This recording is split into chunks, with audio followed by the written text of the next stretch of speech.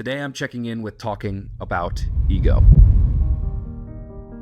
When we talk about what's getting in our way from overcoming life's greatest challenges, deep interpersonal toxic shame, traumas, and some of the toughest conflicts that we have in our relationships, oftentimes the biggest thing getting in our way is ego.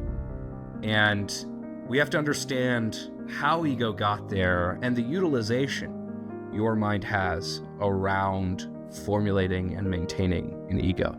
So how's it formed? In the simplest terms, ego is formed out of fears. There's two fundamental fears that tend to build this ego: a fear of abandonment and a fear of not being enough. Both of these have different outcomes, but result in fueling this need to protect an image that we want to convey to everyone around us. And that image is what ego is. And so let's take a look at each fear.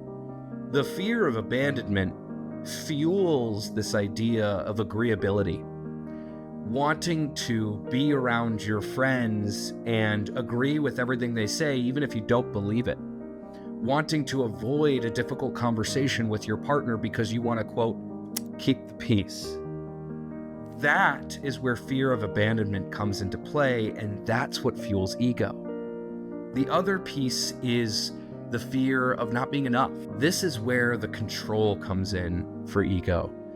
We want to work to control our image because we want that image to say, I am enough, I am valuable, I am important to people, when really deep down we don't feel important.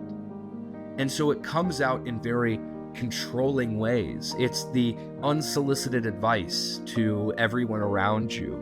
It's trying to micromanage some little small thing in your life and working to try to make something perfect.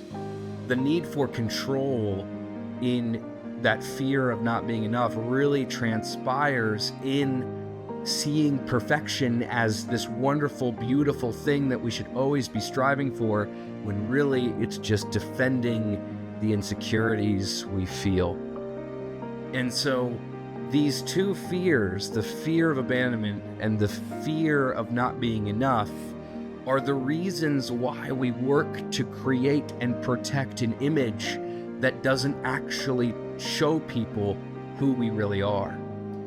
It makes our relationships more about performance and less about connection. It makes life more about the noise and creating distraction rather than actually valuing truth and honesty.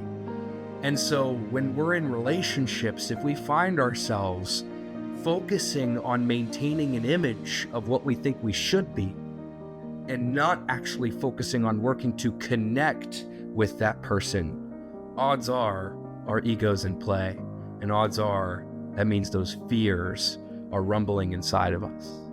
And so in order to overcome ego, we have to look at those fears, bring them out into the open, and say, are you working for me? And I think quite often you'll find the answer is no.